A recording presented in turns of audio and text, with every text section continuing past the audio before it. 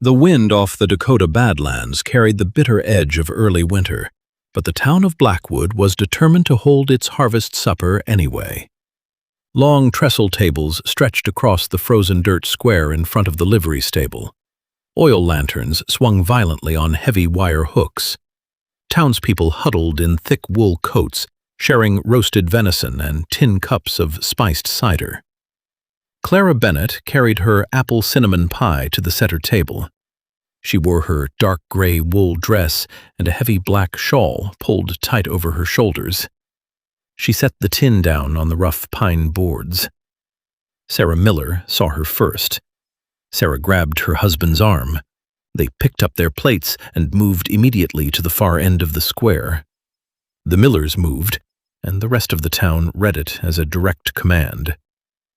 It happened fast. Within a single minute, Clara sat entirely alone.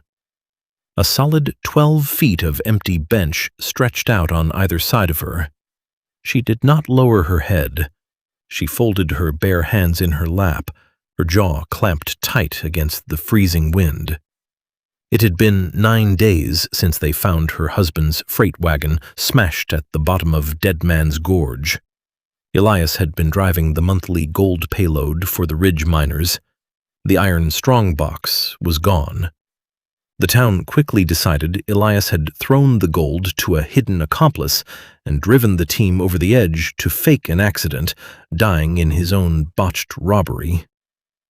If this story already has your heart, hit that subscribe button and follow Clara to the end, and drop a comment telling me what city you are watching from.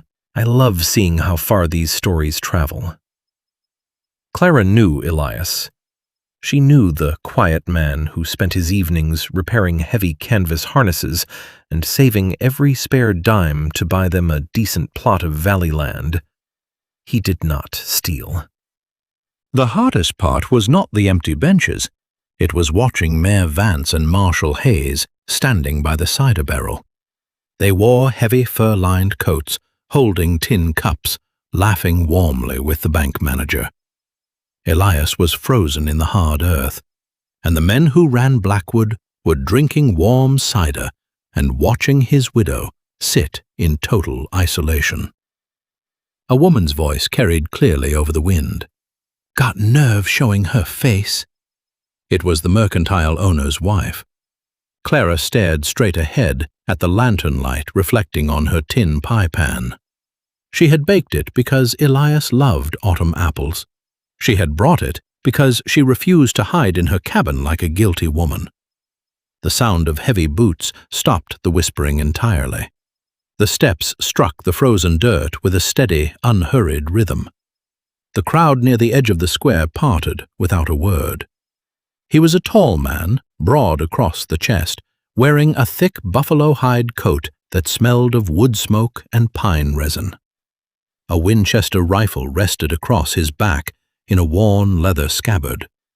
His face was weathered dark by the high-altitude sun, and his eyes held the flat, calm danger of a man who spent his life tracking predators in the jagged peaks. Clara recognized him. Silas Thorne. He was a solitary wolf trapper. He lived miles above the valley and came down for supplies only when the snow threatened to close the mountain passes. Silas did not look at the mayor. He did not look at the marshal. He walked in a straight line toward the center table. He stopped in front of Clara. The wind caught the heavy edge of his hide coat. He reached down, drew a long hunting knife from his belt, and sliced a generous wedge of her apple pie. He slid the piece onto a wooden plate, picked up a fork, and stepped over the bench. He sat down right beside her. The harvest supper went completely quiet. Silas took a bite of the pie. He chewed slowly. "That is a fine crust, ma'am," he said. His voice was a low rumble, carrying no concern for the 50 people staring at him. Clara found her voice. "Thank you." Marshal Hayes set his cider cup heavily on a barrel. He was a large man who relied on his tin badge to make his size intimidating. He crossed the dirt square, stopping exactly 5 feet from the table. "Thorne," Hayes said. "Didn't know you came down from the rocks."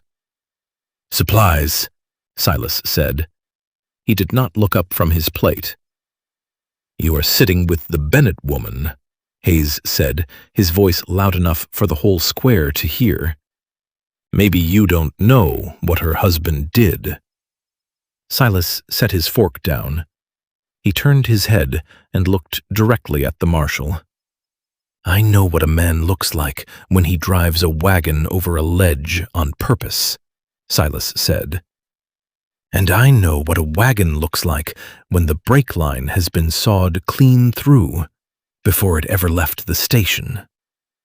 Hayes went completely rigid. Mayor Vance stopped smiling. Silas turned back to Clara. "Eat your pie, Mrs. Bennett. We have a long ride ahead of us tomorrow." The dirt square remained completely silent, the wind cutting through the lanterns. Mayor Vance lowered his cider cup. Marshal Hayes rested his hand on his gun belt, but he did not unbuckle the safety strap. Silas Thorne was not a man you drew on in front of 50 witnesses, unless you were entirely sure you would survive. Hayes was not sure. "You have been breathing thin air too long up on those peaks, Thorne," Hayes said. His voice sounded tight. "A wagon breaks down. Accidents happen on ice." Silas stood up. He towered over the center table. "A handsaw leaves a square groove, Marshal. Ice does not." He looked down at Clara. "Get your coat, Mrs. Bennett." Clara stood. She did not look at the others. She picked up her empty pie tin, wrapped her black shawl tight, and walked out of the square. Silas walked right beside her. Nobody stepped into their path. They walked to the edge of town, where Clara's freight and way station sat near the valley road. The wind was picking up, driving hard bits of frost against the wooden siding. Inside, she lit the oil lamp on the counter. The yellow light threw long shadows across the heavy canvas tarps and iron scales Elias used to weigh the mining payloads. Silas closed the heavy door and slid the iron bolt shut. He reached deep into the inside pocket of his hide coat. He set 2 objects on the wooden counter. The first was a heavy iron bracket, sheared off, a thick square groove cut deep into the metal right where the tension cable would connect. It had been intentionally weakened, designed to snap the moment the heavy wagon hit the steep grade of Dead Man's Gorge. The second object was a folded piece of heavy wax paper. It was stained with dark mud. "I tracked the high ridges above the gorge," Silas said. "I saw the buzzards circling 3 days ago. Went down to check. The wagon was smashed at the bottom, but the tracks around the rim told a different story. 5 horses waited at the top. They rode down into the gorge, loaded something heavy, and rode north toward the abandoned silver claims." Clara stared at the iron bracket. "The gold strongbox." "Yes, but they missed this." Silas pushed the wax paper across the counter. "I found it shoved inside a hollow split in the wagon bench. Your husband hid it before he went over the edge." Clara unfolded the stiff paper. It was a secondary freight manifest, written in Elias's careful, blocky handwriting. It documented the exact weights of the raw gold brought from the mines over the last 6 months. Beside each entry, Elias had written the much lower weight that Mayor Vance and Marshal Hayes officially recorded at the town bank. They had been skimming hundreds of ounces of gold before the payloads ever reached the state depository. "Elias figured it out," Clara said quietly. Her hands shook, but she pressed them flat against the counter to force them still. "He kept his own records. He was going to turn them over to the federal authorities. He was, Silas agreed. And Hayes found out. They cut the brake line. When the wagon crashed, they rode down, took the gold, and let the town call your husband a thief. Anger rose in Clara's chest. It was a cold, sharp feeling, entirely different from the heavy grief she had carried for the past 9 days. She looked up at Silas. We need to get this manifest to a federal judge in Bismarck. We do, Silas said.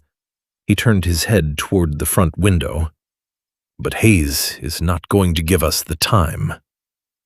Clara smelled it a second later, the sharp chemical scent of burning coal oil. Outside, a horse whinnied in the dark. Boot steps crunched rapidly over the frozen frost. Yellow light flared instantly outside the front window, spreading up the wooden siding with unnatural speed. They barred the front door from the outside, Silas said. He did not sound panicked. He drew his Winchester from the scabbard. Grab what you need to survive a blizzard. Now.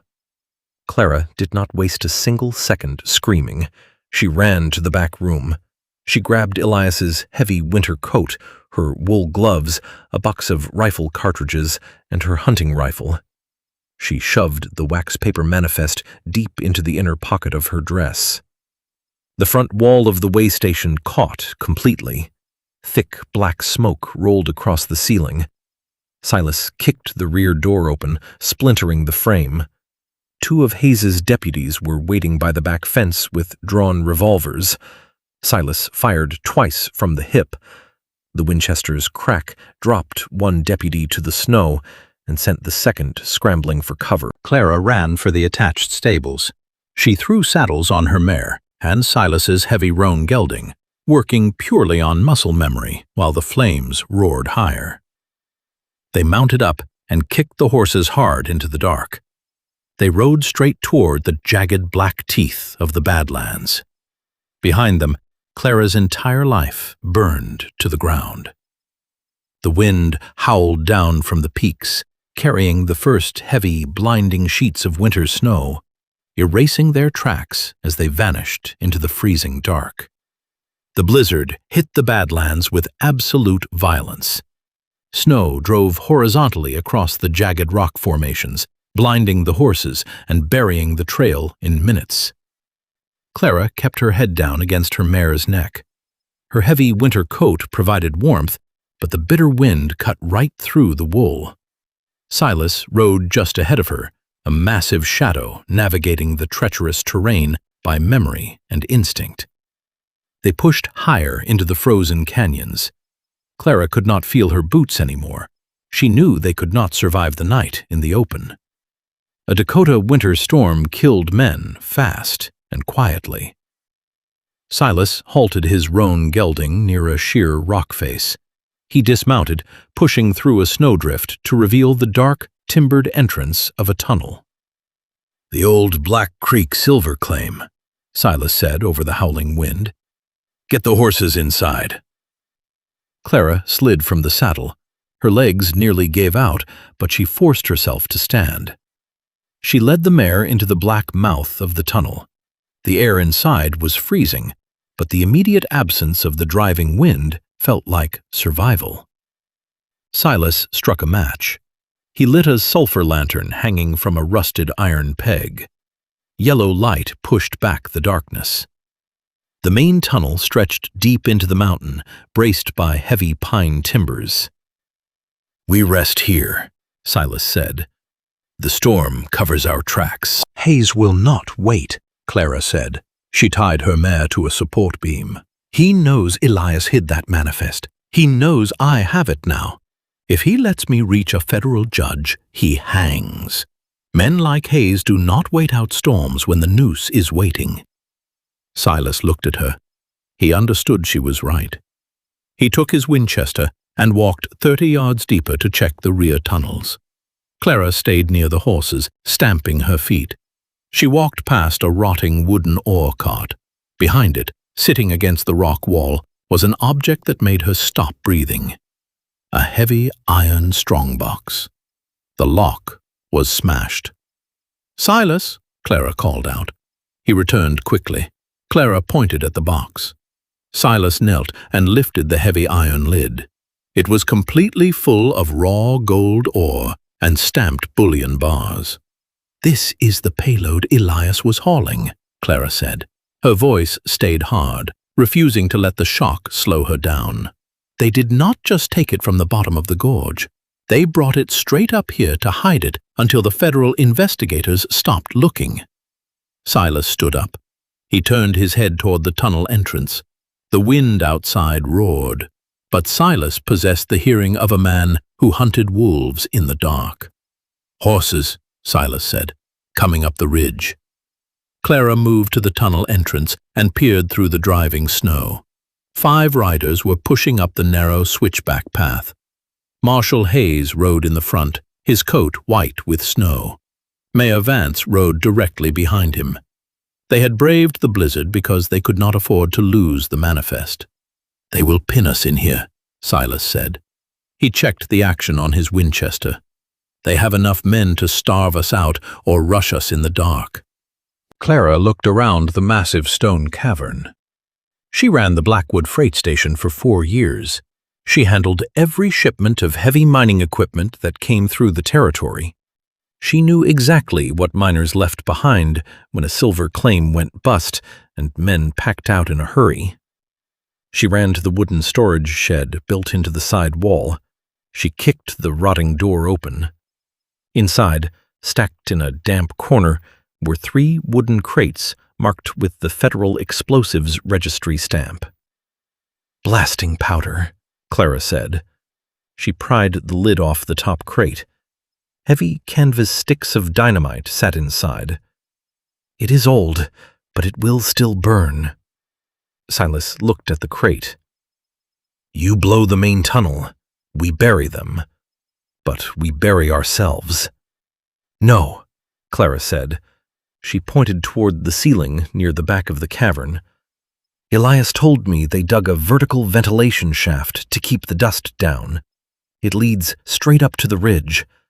We blow the entrance, seal Hayes inside the collapse, and climb out the shaft." Silas looked at the vertical shaft. Rusted iron rungs disappeared upward into total darkness. He looked back at Clara. "Set the charge," Silas said. Clara grabbed 4 sticks of dynamite from the top crate. She carried them carefully to the massive support timbers near the tunnel entrance. She worked fast with freezing fingers, binding the thick sticks together with a piece of twine. She wedged the bundle tightly against the primary load-bearing beam and attached a long length of fuse cord. Boots crunched heavily on the snow just beyond the tunnel mouth. "Spread out!" Hayes yelled. "They're in there! Get that paper!" Clara unspooled the fuse cord, backing away toward the ventilation shaft. Silas stood at the base of the iron rungs, his rifle ready. The deputies stepped into the tunnel, their guns drawn, searching the shadows. Clara struck a match against the stone. She held the flame to the fuse. It sparked and hissed, burning a fast, bright line toward the timbers. "Climb," Clara said. She grabbed the first iron rung and pulled herself upward into the dark. Clara climbed the rusted iron rungs in absolute darkness. Silas was right beneath her. Below them, a brilliant orange flash illuminated the vertical shaft. A fraction of a second later, the shock wave hit. The mountain shuddered as dynamite consumed the cavern. Dust blasted up the shaft. Clara held her breath, gripping the freezing iron. When the rumbling stopped, she forced the wooden grate off the top, rolling into the driving snow of the Badlands ridge. Silas hauled himself up a moment later. They crawled to the edge of the ridge and looked down through the blizzard. The main entrance to the Black Creek claim was gone, sealed under a massive wall of collapsed rock. But Marshal Hayes and Mayor Vance were not buried. Down on the narrow trail, Vance and Hayes stood beside a flatbed sled hitched to draft horses. They had not gone inside. They had sent deputies in to die while loading the strongbox. Hayes stared at the collapsed tunnel. Shouting over the wind, he turned to Vance. They whipped the horses, driving the heavy sled down the switchback path toward the valley. "They are making a run for it," Silas said. "The midnight freight train passes through Blackwood in 2 hours. They will load the gold and vanish before any federal judge sees that manifest." "No, they will not," Clara said. She did not wait. She navigated the treacherous descent to a lower switchback where they had tied their horses before entering the mine. The animals were frantic, but unhurt. Clara swung into her saddle. They rode hard, cutting a brutal line down the mountain, letting gravity and the storm push them faster than the sled. The cold stripped feeling from Clara's face, but her fury burned steady. They reached Blackwood just as the distant, heavy blast of an arriving midnight train whistle pierced the storm. The train platform was crowded. 50 people huddled under the wooden awning, taking refuge from the blizzard. Sarah Miller and the mercantile owner were there. The sled tore into the station yard, horses foaming and frantic. Hayes hauled hard on the reins. Vance jumped down, waving his arms at the station master. "Hold that train!" Vance yelled. "Official town business. We are boarding the caboose with federal freight." Clara rode her mare directly onto the wooden platform. The heavy hooves struck the boards with a loud, rhythmic thud. The townspeople scattered back. Silas rode his roan gelding right up beside her, blocking the loading ramp. Hayes stopped the sled. He looked up at Clara, his face pale with shock. He thought she was buried under 1,000 tons of rock. Clara dismounted. She walked straight toward Mayor Vance, reached into her coat, pulled out the wax paper manifest, and held it up in the lantern light. "My husband did not steal the miner's payload," Clara said, her voice cutting through the wind. "He documented what was being skimmed. He kept a secondary record. Vance and Hayes cut the brakes on his wagon to bury the truth, and they just tried to bury me in the mine to keep it hidden." Vance took a step back, his eyes darting toward the crowd. The townspeople were staring at the heavy iron strongbox sitting on the sled. "She is lying to you," Vance shouted. "She is a desperate woman working with a mountain drifter." "Open the box, Vance," Silas said. His voice was completely flat. His Winchester was pointed directly at the mayor's chest. "Open it and show the town what you are putting on that train." Hayes realized the situation was collapsing. The town was turning. The evidence was in Clara's hand. Hayes dropped his hand toward his gun belt. He never cleared the leather. Silas fired once. The heavy rifle round caught Hayes in the right shoulder, spinning him violently into the side of the sled. Hayes hit the frozen ground, his revolver clattering across the icy planks. Vance threw both his hands high in the air, his face completely drained of color. He dropped to his knees in the snow. The townspeople moved forward, staring at the strongbox. The mercantile owner used a heavy iron pry bar to snap the damaged latch. The lid fell back. Lantern light caught the heavy gleam of stacked gold bullion bars. Clara looked at the gold, and then she looked at the people of Blackwood. Nobody looked away. Nobody stepped back. The truth was out in the freezing air, visible and absolute. The midnight train pulled into the station, its massive iron wheels grinding to a halt against the ice, hissing heavy white steam into the dark. Clara folded the manifest back into her heavy coat. She stood proudly on the platform, breathing the cold winter air, knowing Elias's name belonged to a good man again. If you made it this far, please hit subscribe and like to support more stories like Clara's.